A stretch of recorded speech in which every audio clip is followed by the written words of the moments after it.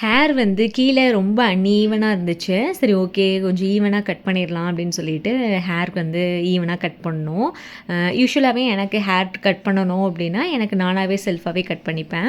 Hair ஃபுல்லாக oil வச்சுட்டு டீடாங்கல்லாம் பண்ணிவிட்டு மேலே வந்து நல்ல போனிடெயில் போட்டுட்டு இப்போ அந்த கோம்பு வச்சு கட் பண்ணுறாங்க இல்லையா, அந்த மாதிரி நல்லா கீழே வரைக்கும் சீவிட்டு அதுக்கப்புறம் வந்து எனக்கு நானாகவே செல்ஃபாகவே தான் வந்து கட் பண்ணிப்பேன். இன்றைக்கி அண்ணி இருந்தாங்க. ஸோ வந்து அண்ணியோட ஹெல்ப் வச்சு அப்படியே கட் பண்ணிக்கிட்டேன். ஸோ ஒரு அரை கை நம்ம கையகலம் அளவுக்கு தான் வந்து கட் பண்ணலாம் அப்படின்னு நினச்சி தான் பிளான் பண்ணி கட் பண்ணோம்.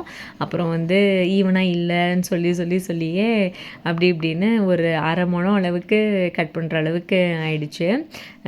ஸோ கட் பண்ணதுக்கப்புறம் வந்து பார்த்திங்கன்னா இது வந்து ஃபஸ்ட்டு கட் பண்ணப்போ எடுத்தது.